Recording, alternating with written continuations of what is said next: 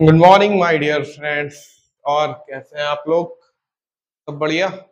Okay, तो हमने 3.3 complete solution कर लिया था। आज हम करेंगे 3.4 का सॉल्यूशन। तो वीडियो को लास्ट तक देखिएगा और अपने इस सॉल्यूशन को समझते जाइएगा, ठीक है। क्लास 8 की मैथमेटिक्स चैप्टर 3 एक्सरसाइज 3.4 है, इसका सॉल्यूशन करेंगे। पहला क्वेश्चन है, the diagonal of a rhombus are 30 centimetre and 16 centimetre. Find the length of a side of the rhombus. ठीक है, रोम्बस है और रोम्बस की क्या दी हुई है, डायगोनल्स दी हुई है 30 और 16, और पूछ रहा है कि इसकी क्या बताइए, साइड बताइए। चलिए पहले रोम्बस बना लेते हैं। पहला क्वेश्चन है हमारा, क्या करेंगे, एक रोम्बस खींच लेते हैं।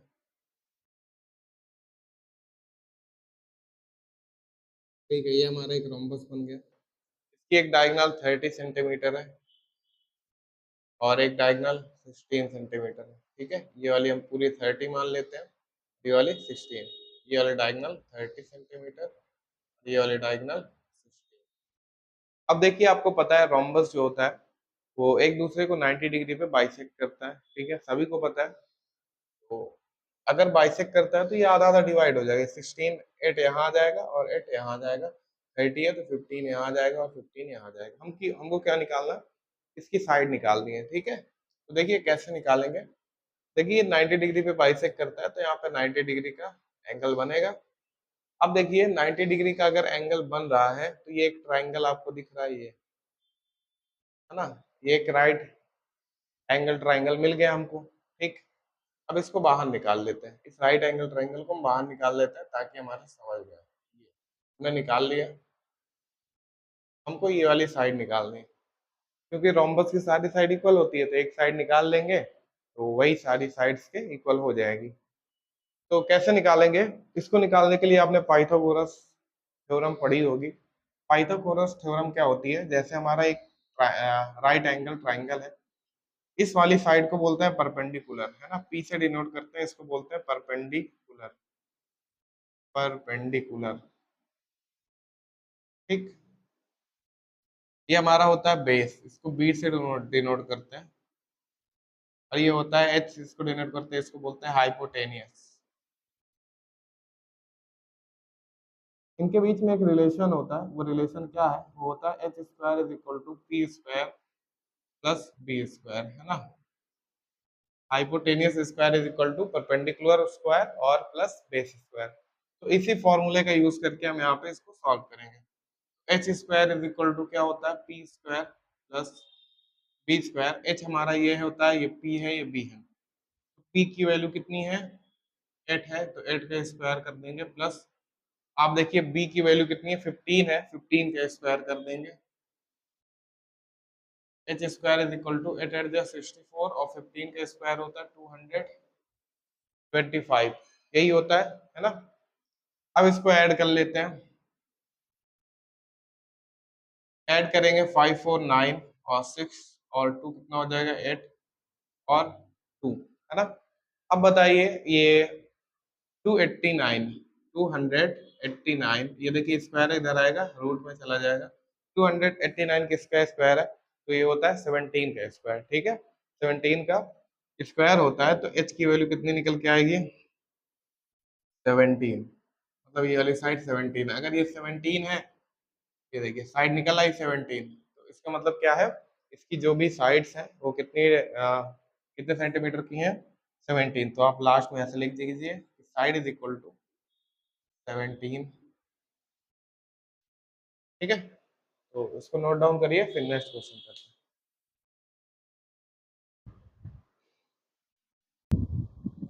बढ़ते हैं अपने नेक्स्ट क्वेश्चन की ओर। हमारा नेक्स्ट क्वेश्चन है, find the length of the diagonal of a rectangle which sides are 12 centimetre and 5 centimetre. हमारे पास क्या है, रेक्टेंगल है, बना लेते हैं।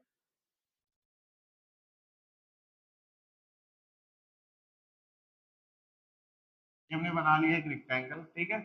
इसकी साइड्स दी हुई है, 12 सेंटीमीटर है और 5 सेंटीमीटर। अब आपको पता है रेक्टेंगल की अपोजिट साइड्स इक्वल होती है, तो अगर ये 12 सेंटीमीटर है तो ये भी 12 सेंटीमीटर हो जाएगा, ये 5 है तो ये भी 5 सेंटीमीटर हो जाएगा। क्वेश्चन ने हमसे पूछा है कि फाइंड द लेंथ, अब हमको डायगोनल की लेंथ निकालनी है, ठीक है, क्या निकालना है, डायगोनल की लेंथ निकालनी है। तो आपको पता है रेक्टेंगल की जो डायगोनल होती है वो इक्वल होती है, तो कोई भी एक हम डायगोनल की लेंथ निकाल दें तो हमारी दोनों डायगोनल की लेंथ हो जाएगी, ठीक है। तो ये हमने एक डायगोनल खींच ली। अब देखिए आपको पता है रेक्टेंगल जो होता है वो 90 डिग्री पे का जो एंगल होता है वो 90 डिग्री होता है, सारे एंगल क्या होते हैं 90 डिग्री होते हैं, ठीक है। अब देखिए हमारे पास ये एक ट्राइंगल मिल गया, नाम दे देते हैं ए बी और डी, ठीक है। हम ये वाले ट्राइंगल को ले लेते हैं, इसी को सॉल्व करके हमारी डायगोनल निकल आएगी, डायगोनल दोनों इक्वल होती है, ये दो डायगोनल से हमको निकालने की जरूरत नहीं है, हम एक डायगोनल निकालेंगे वही हमारा आंसर होगा। तो हम लिखेंगे in triangle B C D, ठीक है, in triangle B C D. अब आप देखिए यहाँ पर भी 90 डिग्री है, मतलब ये राइट एंगल ट्राइंगल बन रहा है, तो पाइथागोरस थ्योरम यहाँ भी लगेगी। तो लगाइए, क्या होता है Pythagoras theorem, h square is equal to p square d square, ठीक है। तो यहाँ पे एच ये वाली साइड है, एच की जगह आप रख लीजिए बी डी स्क्वायर, पी आपका ये परपेंडिकुलर है, इसकी जगह B C square plus B आपका ये है डी सी। अब सभी की वैल्यू पुट कर लीजिए, बीसी की वैल्यू कितनी है 5 है, प्लस डीसी की वैल्यू है 12, ठीक है। तो B D square is equal to कितना हो जाएगा, 5 5 25 प्लस 12 का स्क्वायर होता है 144, ठीक है। ये हो गया। अब नेक्स्ट करते हैं, B D square is equal to square करेंगे तो 169 आएगा, 459 426 और 169। तो बी डी की वैल्यू क्या हो जाएगी, अंडर रूट 169, और 169 किसका स्क्वायर रूट होता है, तो होता है 13 का, ठीक। तो यही आपका करेक्ट आंसर, ओके। तो इसको नोट डाउन करिए, फिर नेक्स्ट क्वेश्चन करते हैं।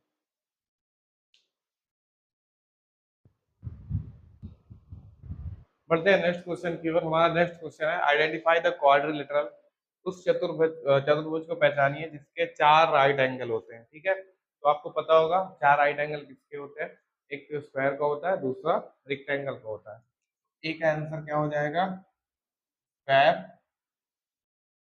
एंड रेक्टेंगल, ठीक है। इन दोनों के सभी एंगल इक्वल होते हैं और 90 90 डिग्री के होते हैं। नेक्स्ट है four sides of equal length. अब बताइए कौन सा ऐसा क्वाड्रिलेटरल है जिसकी चारों साइड इक्वल होती है। तो एक स्क्वायर होता है और दूसरा रोम्बस, इसके अलावा और कोई भी क्वाड्रिलेटरल नहीं है जिसकी चारों साइड इक्वल हो, है ना, स्क्वायर और रोम्बस। दूसरे का आंसर क्या हो जाएगा, स्क्वायर एंड रोम्बस, ठीक है, ये आपका करेक्ट आंसर है। अब देखिए नेक्स्ट है explain how a square is a parallelogram. अब बताइए कि एक स्क्वायर पैरेललोग्राम कैसे होता है, ठीक। तो सबसे पहले देखिए हम कौन सा क्वेश्चन कर रहे हैं, फोर्थ, फोर्थ का ए नंबर। देखिए स्क्वायर पैरेललोग्राम कैसे होता है। अब देखिए पैरेललोग्राम की जो अपोजिट साइड होती है वो भी इक्वल होती है, ठीक है। उसके अलावा पैरेललोग्राम की अपोजिट साइड तो इक्वल हुई, अपोजिट एंगल्स भी इक्वल होते हैं और डायगोनल बाइसेक्ट करती है, ठीक है। तो ये तीन क्वालिटियां सेम है, इसलिए हम उसको पैरेललोग्राम भी कह सकते हैं। तो हम क्या लिखेंगे, क्या लिख सकते हैं, अपोजिट साइड्स आर पैरेलल भी होते हैं और इक्वल भी होते हैं, are parallel, opposite sides are parallel and equal, ठीक है। क्या होती है, अपोजिट साइड जो होती है वो पैरेलल होती हैं और इक्वल होती हैं, पहली चीज। दूसरी बात क्या होगी, opposite angles are equal, opposite angles are equal. देखिए स्क्वायर में सभी 90 डिग्री के होते हैं ना, ये जैसे मैं बनाऊं उधर, तो एक स्क्वायर बना लेता हूँ, एक पैरेललोग्राम। आप देखेंगे क्या कि स्क्वायर की अपोजिट साइड इक्वल होती है, यहाँ भी अपोजिट साइड इक्वल, और ये पैरेललोग्राम की भी अपोजिट साइड इक्वल होती है और पैरेलल भी होती है, ठीक। ये हो गया। दूसरी चीज यहाँ पे अपोजिट एंगल इक्वल होगा 90 90, और यहाँ पर भी अपोजिट एंगल इक्वल होता है 90 90 डिग्री, ठीक है। उसके बाद आप देखेंगे कि स्क्वायर में भी जो डायगोनल होती है बाइसेक्ट करती है ना, और इसी तरह पैरेललोग्राम में भी बाइसेक्ट करती हैं। तो तीसरा कारण आप लिखेंगे डायगोनल बाइसेक्ट ईच अदर। ठीक है, हम तीन तरह से एक पैरेललोग्राम को क्या कह सकते हैं, स्क्वायर कह सकते हैं, या तो क्या लिखा है, हाँ स्क्वायर को पैरेललोग्राम कह सकते हैं। कैसे? अपोजिट, जो अपोजिट होता है, अपोजिट साइड होती है वो पैरेलल होती है और इक्वल होती है। दूसरी चीज अपोजिट एंगल इक्वल होते हैं। तीसरी चीज है डायगोनल जो होता है वो बाइसेक्ट करता है एक दूसरे को। ठीक है, तो ये हो गया हमारी पैरेललोग्राम की बात। दूसरी चीज है रोम्बस, फोर्थ का बी नंबर, यहाँ पे फर्स्ट सेकंड लिख लीजिए। फोर्थ का ए का आंसर है ना ये, तो फर्स्ट आंसर, ये सेकंड आंसर, ये थर्ड, मतलब 3 पॉइंट का हमने आंसर दिया इसलिए ऐसे लिखा। अब फोर्थ का बी नंबर है, हमको प्रूव करना है रोम्बस। देखिए रोम्बस की भी चारों साइड इक्वल होती है और स्क्वायर की भी चारों साइड इक्वल होती है, तो लिख लेते हैं all four sides are equal. पहला कारण क्या है, चारों साइड इक्वल होती है। क्या होता है, all four sides are equal. उसके अलावा और क्या होता है, उसके अलावा अगर आप देखेंगे तो यहाँ पे जो डायगोनल्स होती हैं, है ना, डायगोनल्स होती हैं वो बाइसेक्ट करती हैं, और डायगोनल क्या होती हैं, एक दूसरे को बाइसेक्ट करती हैं। ठीक, तो वही लिख लेते हैं दूसरे कारण में। दूसरे कारण में क्या लिखेंगे, डायगोनल बाइसेक्ट ईच अदर। ठीक है, डायगोनल तो सभी में लगभग बाइसेक्ट करती हैं, तो आधे आधे हम डिवाइड कर देती हैं, चाहे वो स्क्वायर हो चाहे तो रोम्बस। ये दो कारणों की वजह से हम स्क्वायर को रोम्बस भी कह सकते हैं। नेक्स्ट है, एक स्क्वायर को रेक्टेंगल आप कैसे कहेंगे। ठीक है, तो सबसे पहला कारण चौथे का सी का आंसर है। पहला पॉइंट क्या होना चाहिए बताइए, कि हमें एक स्क्वायर को डायग्राम वो रेक्टेंगल कैसे कह सकते हैं। सबसे पहली चीज, अपोजिट साइड्स क्या होती हैं, इक्वल होती हैं। लिख लेते हैं अपोजिट साइड इक्वल होती हैं, चाहे वो स्क्वायर की चाहे रेक्टेंगल की। हम लिखते हैं अपोजिट, यहाँ मैं ऑल साइड नहीं बोल रहा हूँ, अपोजिट साइड बोल रहा हूँ। ठीक है, अपोजिट साइड्स आर इक्वल। ठीक है, और नेक्स्ट कारण क्या हो सकता है, अगला कारण ये है कि सभी एंगल चाहे रेक्टेंगल में हो चाहे तो स्क्वायर में हो, वो क्या होते हैं 90 डिग्री के होते हैं। तो हम क्या लिखेंगे, each angle is equal and 90 degree. ठीक है, सभी एंगल इक्वल होते हैं और 90 डिग्री के होते हैं। ये दो कारणों से हम कह सकते हैं कि स्क्वायर क्या है, रेक्टेंगल है। ठीक है, नेक्स्ट है हमारा एक क्वाड्रिलेटरल। क्वाड्रिलेटरल कैसे कह सकते हैं, तो पांचवा पॉइंट, वो चार का डी का। देखिए क्वाड्रिलेटरल क्या होता है, क्वाड्रिलेटरल ऐसा फिगर होता है जो एक लाइन सेगमेंट से बना हो, उसमें एक नहीं चार लाइन सेगमेंट से बना हुआ हो, और वो क्लोज फिगर होना चाहिए। ठीक है, तो इट इज हम क्या लिखेंगे कारण में, it is a close figure with four line segment, है ना, चार लाइन सेगमेंट के द्वारा अगर हम कोई क्लोज फिगर बनाते हैं तो वो क्वाड्रिलेटरल होता है। ठीक है, पहला कारण क्या है, it is a close figure with four line segment. उसके अलावा, उसके अलावा क्या क्या आप लिख सकते हैं, आप ये लिख सकते हैं कि इसमें क्या होते हैं,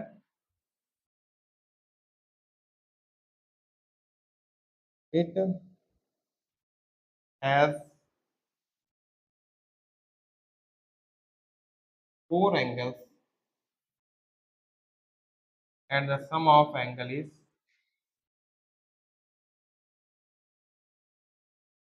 360। ठीक है, तो ये कारण आप लिख सकते हैं। इसके अलावा आपको भी कुछ कारण पता हो तो उसको भी आप लिख सकते हैं। ओके, इसको नोट करिए, फिर नेक्स्ट क्वेश्चन करते हैं।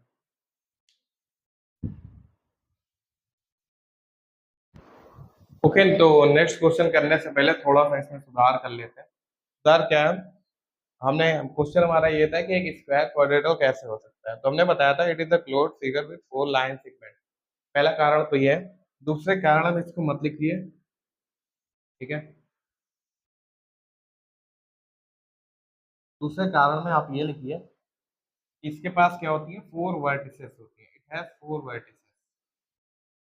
Has 4 vertices. वर्टिसेस का मतलब होता है कॉर्नर, है ना, जहाँ पे दो लाइन आके मिलती है। जैसे ये मैंने खींचा तो ये वाली लाइन और ये वाली लाइन कहाँ से मिली, ये लाइन कहाँ मिली, यहाँ पे। ये लाइन यहाँ पे मिली, ये और ये, इसी को बोलते हैं वर्टिसेस। ठीक है, तो अब हम बढ़ेंगे अपने नेक्स्ट क्वेश्चन की ओर। हमारा नेक्स्ट क्वेश्चन है 5 नंबर। क्वेश्चन पूछ रहा है name the quadrilateral whose diagonals are equal. ठीक है, हमें ऐसा क्वाड्रिलेटरल बना बताना है जिसकी डायगोनल इक्वल होती है। तो आपको पता होगा कि दो ही ऐसे फिगर हैं जिसमें डायगोनल क्या होती है, इक्वल होती है। एक होता है रेक्टेंगल, ठीक है, और एक होता है स्क्वायर। ठीक, कौन कौन, एक रेक्टेंगल और दूसरा आपका स्क्वायर। इनकी डायगोनल्स क्या होती है, इक्वल होती है। तो आप आंसर में क्या लिखोगे, एंगल एंड स्क्वायर। ठीक है,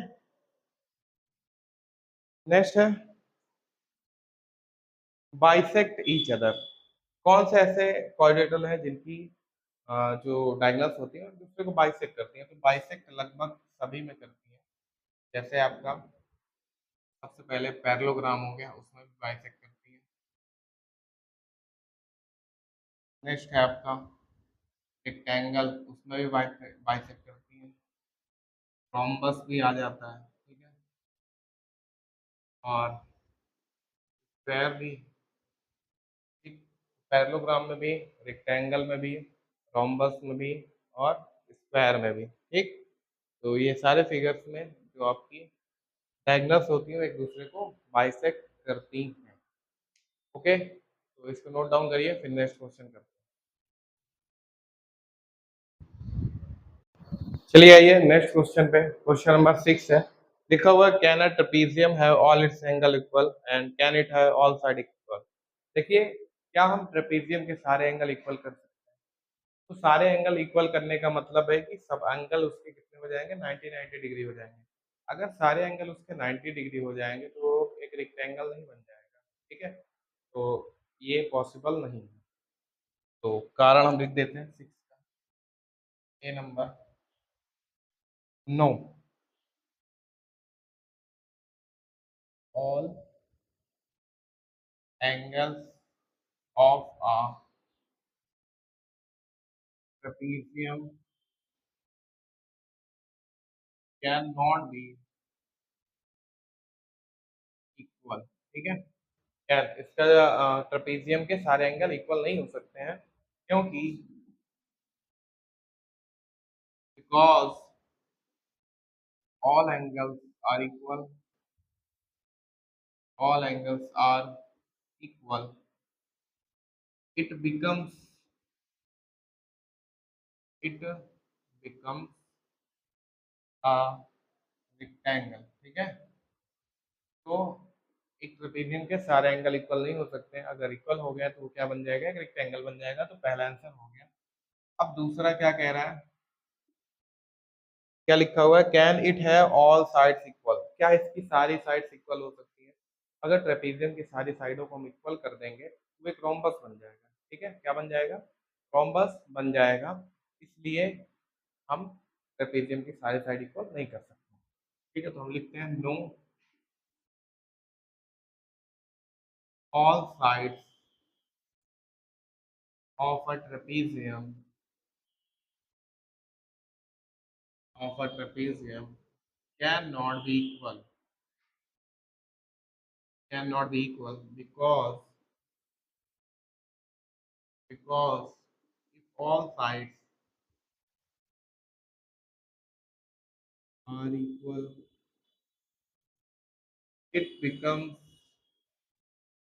it becomes a rhombus। ठीक है, तो यही आपका आंसर है, और नोट डाउन कर लीजिए, फिर नेक्स्ट क्वेश्चन की ओर बढ़ते हैं। अपने नेक्स्ट क्वेश्चन की ओर बढ़ते हैं, जो कि हमारा है 7 नंबर क्वेश्चन। इसमें कहा जा रहा है a mason has made a concrete slab, he needs it to be a rectangular in what different ways, can he walks, can he make sure that it is a rectangular. देखिए, एक मिस्त्री है जो घर बनाते हैं, उनको बोलते हैं मैसन, और उन्हीं को बोलते हैं राजगीर मिस्त्री। ठीक है, हिंदी में। तो कह रहा है कि एक मिस्त्री है जिसने क्या बनाया, कंक्रीट का स्लैब बनाया है। तो वो कैसे चेक करे कि वो रेक्टेंगुलर शेप में है या नहीं है। तो देखिए हमारे पास कुछ तरीके होते हैं किसी चीज को रेक्टेंगुलर चेक करने के लिए। एक तो उसके सारे एंगल 90 डिग्री होने चाहिए, दूसरी उसकी अपोजिट साइड इक्वल हो, और तीसरी चीज उसके डायगोनल इक्वल होने चाहिए, तभी वो रेक्टेंगुलर होता है। तो इन 3 तरीकों से वो चेक कर सकता है। तो मैं आंसर में क्या लिखेंगे, mason can check each angle of the rectangular concrete slab, है ना। तो उस कंक्रीट स्लैब को वो क्या चेक कर सकता है, जो उसके कॉर्नर से mason can check each angle of the rectangle, का जो कंक्रीट स्लैब बना रहा है उसके चारों कॉर्नर पे, जैसे अगर हम ये बताएं, ये हमने रेक्टेंगल बनाया तो इसको चेक कर सकता है ना, चेक कर सकता है। Mason can check each angle of the rectangular slab concrete slab, mason can check each angle of the rectangular concrete slab that each is 90 degree or not, है ना, कि सभी एंगल 90 डिग्री है या तो नहीं है। अगर नहीं तो इसको नहीं लिखते, दैट ईच इज 90 डिग्री, बस क्या हो, mason can check each angle of the rectangle concrete slab that each is 90 degree, मतलब कि यहाँ पे एंगल लिख लो, ईच एंगल इज 90 डिग्री। मिस्त्री क्या कर सकता है, चेक कर सकता है रेक्टेंगुलर कंक्रीट स्लैब का कि उसके चारों एंगल 90 डिग्री के हैं या नहीं है। उसके बाद दूसरा पॉइंट क्या है, ठीक है, दूसरा पॉइंट बताते हैं, 1 मिनट। देखिए दूसरा पॉइंट क्या है कि दूसरा पॉइंट में वो चेक कर सकता है कि उसके डायगोनल इक्वल है या नहीं है। He can check that the diagonals of rectangular slab is equal, ठीक है। वो चेक कर सकता है, क्या चेक कर सकता है, उस रेक्टेंगुलर स्लैब का, उस रेक्टेंगुलर स्लैब का डायगोनल इक्वल है या नहीं है, ठीक है। और he can check that the diagonal of rectangular slab is equal, उसको चेक कर ले, इक्वल है तो वो कंक्रीट स्लैब जो है वो क्या कहलाएगा, एक रेक्टेंगुलर कहलाएगा, अगर इक्वल नहीं है तो नहीं होगा, ठीक है। तीसरी चीज क्या है, he can check the opposite side of rectangular slab that it is equal or not, क्या है, वो चेक कर सकता है कि उसकी अपोजिट साइड जो है रेक्टेंगुलर स्लैब की वो इक्वल है या तो नहीं है। ये 3 पॉइंट्स है, ये 3 पॉइंट आप लिख सकते हैं, ठीक है, किसी चीज को रेक्टेंगुलर रेक्टेंगुलर कहने के लिए, पहचानने के लिए। इसके अलावा हम बढ़ते हैं नेक्स्ट क्वेश्चन की ओर। इसको क्या करते हैं, इरेज कर देते हैं, फिर अपना नेक्स्ट क्वेश्चन करेंगे।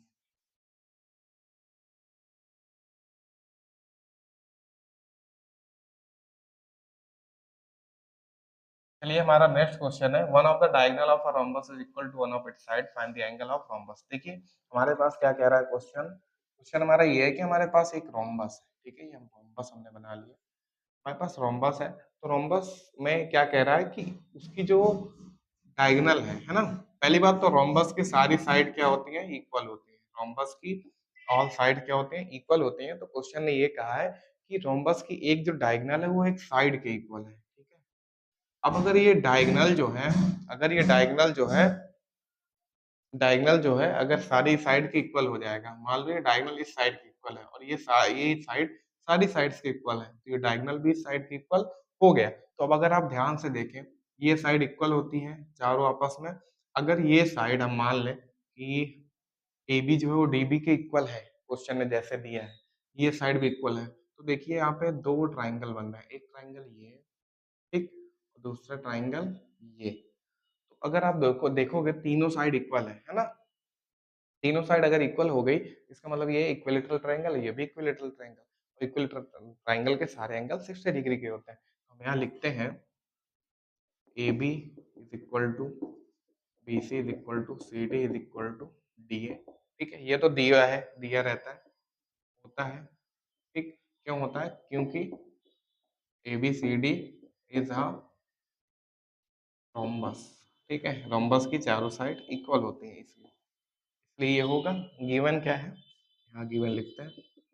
गिवन है, मान लेते हैं कि AB जो है वो इक्वल है BD के, ठीक है। गिवन क्या है, AB जो इक्वल है BD के, इसलिए क्या हो जाएगा, ये सारी साइड इक्वल हो जाएंगे। AB is equal to BC equal to CD is equal to DA, और ये जो हाँ BD लिखा कि नहीं, लिख लेते हैं BD, ठीक है। और इसी हिसाब से क्या बन रहा है हमारे पास, so we have two equilateral triangle,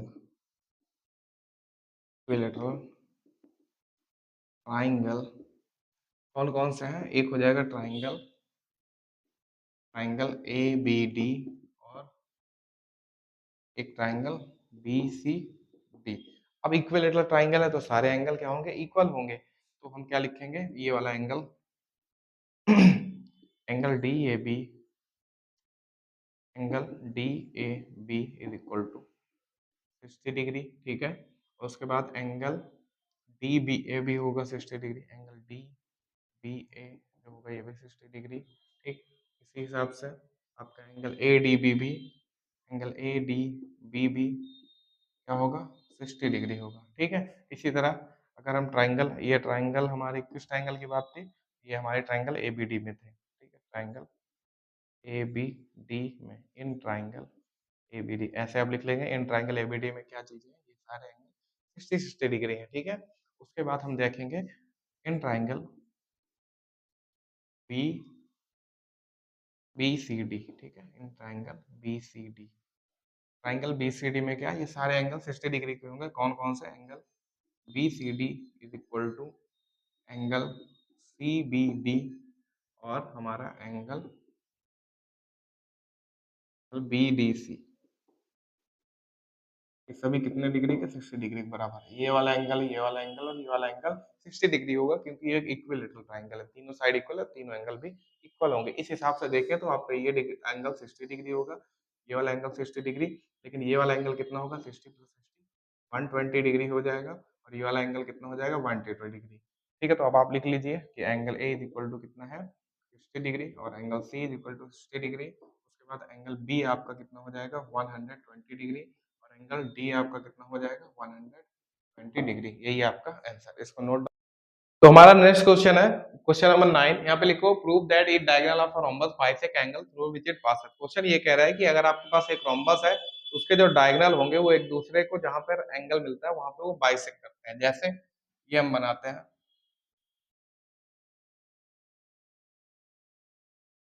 ये हमारे पास क्या है, एक रोम्बस है, और अगर इसके डायगोनल यहाँ पे मिलते हैं, हमको क्या दिखाना है कि ये जो एंगल बन रहे हैं, ये एंगल बाइसेक्ट हो रहे हैं, मतलब बराबर हिस्सों में बढ़ रहे हैं। इन डायगोनल के द्वारा ये सारे एंगल बाइसेक्ट हो रहे हैं, तो हमको ये प्रूव करना है। तो हम पहले नाम दे देते हैं ए बी सी और डी, ये ओ, ठीक है। तो हम पहले क्या लिखेंगे, इन ट्राइंगल, हम दो ट्राइंगल ले लेते हैं, ये वाला और ये वाला, इन दोनों को कॉन्ग्रुएंट प्रूव करके हम ये दिखा देंगे। क्या लिखते हैं, in triangle A B C and triangle ADC, ठीक है। हमने क्या लिया, ABC और ट्राइंगल ADC को ले लिया। अब देखिए ट्राइंगल ABC, ये वाला ट्राइंगल और ये वाला ट्राइंगल, इनमें क्या क्या चीजें इक्वल है। सबसे पहले चीज, रोम्बस की चारों साइड इक्वल होती है, तो हम क्या लिखेंगे, AB is equal to equal, AB क्या होगा, इक्वल होगा, ये वाली साइड इसके इक्वल होगी AD के, ठीक है। उसके बाद BC इक्वल होगी CD के, BC इक्वल होगी CD के, क्यों, क्योंकि क्या लिखेंगे, क्योंकि ABCD इज अ रोम्बस, है ना। क्योंकि क्या है, ABCD जो है वो एक रोम्बस है, इसलिए ये क्या हो जाएंगे, इक्वल हो जाएंगे। अब देखिए ABCD क्या हो गया, रोम्बस है, इसलिए ये साइड सारी इक्वल है, इसलिए हमने क्या लिखा है, ये वाली साइड इस वाली साइड की इक्वल, ये वाली साइड इस वाली साइड की इक्वल, ठीक है। यहाँ दो ट्राइंगल अगर हम इसको अलग अलग निकाल लें, है ना, ये पार्ट को ABC को अलग निकाल लें, ADC को अलग निकाल लें, तो AB is equal to AD होगा, BC is equal to CD होगा, ठीक है। अलग अलग निकालेंगे समझने के लिए बस। उसके बाद देखिए यहाँ AC जो है इस वाले ट्राइंगल का भी बेस है, और AC इस वाले ट्राइंगल का भी बेस है। AC जो है ABC का भी बेस है और ADC का भी बेस है, तो हम क्या लिखेंगे, AC is equal to AC, क्या है ये, कॉमन है। ठीक है, कॉमन है, इसलिए हम क्या कह सकते हैं, इसलिए हम कह सकते हैं कि ट्राइंगल एबीसी कॉन्ग्रुएंट है। ठीक है, किसके कॉन्ग्रुएंट है, ट्राइंगल एडीसी के बाई साइड साइड और side, by side side side criteria से ये दोनों ट्राइंगल क्या हो गए, कॉन्ग्रुएंट हो गए। ठीक है, अब अगर कोई चीज कॉन्ग्रुएंट हो जाती है तो देखिए ये वाला एंगल इसके इक्वल होगा, हम क्या कह सकते हैं, angle B A, angle B A C is equal to angle D A C, angle D A C by C P C D. ठीक है, हम ये कह सकते हैं, क्या कह सकते हैं कि ये वाला एंगल जो है इसके इक्वल है by C P C D. ठीक है, और क्या कह सकते हैं, ये वाला एंगल हम क्या कह सकते हैं, angle B C A equal angle D C A by C P C D. ठीक है, क्या कह सकते हैं, by C P C D, ये वाला एंगल इसके भी इक्वल है। उसके बाद हम क्या कह सकते हैं, देखिए angle A B D, angle A B D equal है एंगल ए डी बी के, सॉरी नहीं, इसके लिए अलग से करना पड़ेगा, एक मिनट। हाँ, यहाँ तक हो गया, हमने ये प्रूफ कर दिया, ये वाला एंगल इसके इक्वल, ये वाला एंगल इसके इक्वल। ठीक है, ये किससे प्रूफ किया, इन दोनों ट्राइंगल से, वाले ट्राइंगल, इस वाले ट्राइंगल से हमने इतनी चीजें प्रूफ कर दी। अब हमको इसके बराबर इसको और इसके बराबर इसको प्रूफ करना है। ठीक है, तो देखिए वो कैसे हम करेंगे। अभी हमने लिया था ये वाला ट्राइंगल और ये वाला ट्राइंगल, अब हम कौन सा ट्राइंगल ले सकते हैं, हम ये वाला ट्राइंगल ले सकते हैं और ये वाला ट्राइंगल ले सकते हैं, और अगर उनको हम कॉन्ग्रुएंट प्रूफ कर देते हैं तो हमारा काम बन जाएगा। तो इसको नोट कर लीजिए, फिर नेक्स्ट हम करते हैं। ठीक है, अब देखिए हमने अभी तक एबीसी ट्राइंगल लिया था और एडीसी, अब की बार हम दूसरा ट्राइंगल लेंगे, वो लेंगे एडीबी। क्या लेंगे, इन ट्राइंगल एडीबी एंड, ठीक है, हमने एक ये ट्राइंगल ले लिया और एक ट्राइंगल ले लेंगे BCD, triangle B C D. ठीक है, दो ट्राइंगल हमने ले लिए, एक ये वाला और एक ये वाला। ठीक है, दो ट्राइंगल ले लिए। अब इसको देखिए कॉन्ग्रुएंट प्रूफ करेंगे, कैसे करेंगे वो देखते जाइए। सबसे पहले हम लिखेंगे, देखिए ये ट्राइंगल है, ध्यान से देख लीजिए, और एक ये ट्राइंगल है। ठीक है, तो हम क्या लिखेंगे, A D is equal to D C और A D is equal to D C और A B is equal to B C. ठीक है, A B is equal to B C. उसके अलावा ये हमारी डी बी लाइन क्या है, कॉमन है, D B is equal to D B, ये क्या है, कॉमन है, दोनों ट्राइंगल में है ना। ये डी बी देखिए, इस वाले ट्राइंगल बेस है, इस वाले ट्राइंगल का भी बेस है। तो ये दोनों इक्वल क्यों है, क्योंकि ए बी सी डी जो है हमारा वो क्या है, इज अ रोम्बस है। ठीक, पिछले जैसा मेथड था इसी तरह। अब देखिए हम क्या कह सकते हैं, triangle A D B congruent है ट्राइंगल बी सी डी के। ठीक है, by side side side criteria से हम कह सकते हैं कॉन्ग्रुएंट है। अगर हमने इसको कॉन्ग्रुएंट प्रूव कर लिया तो हम क्या कह सकते हैं कि triangle angle A D B is equal है, angle A D B equal है एंगल, एंगल यहाँ पे लिखेंगे ये वाला एंगल जो है इसके इक्वल है, लिखेंगे एंगल बी डी सी के। ठीक है, एंगल बी डी सी के by C P C T, यहाँ लिखेंगे by C P C T. उसके बाद देखिए ये एंगल प्रूव हो गया इसके इक्वल, और क्या बचा था, ये एंगल इसके इक्वल प्रूव करना था, तो ये हमने प्रूव कर लिया। तो हम कह सकते हैं कि angle A B D equal है एंगल सी बी और डी के by C P C D. ठीक है, तो ये हमारा क्वेश्चन कंप्लीट हो चुका है। देखिए इससे पहले जो हमने ट्राइंगल प्रूव किया था ये वाला इसके कॉन्ग्रुएंट, उसमें से हमने इन दोनों को और इन दोनों को इक्वल प्रूव कर दिया था। इस बार हमने ये वाला ट्राइंगल लिया और ये वाला ट्राइंगल लिया, इसमें से इसको इक्वल प्रूव कर दिया और इन दोनों को इक्वल प्रूव कर दिया। ठीक है, इसको नोट कर लीजिए।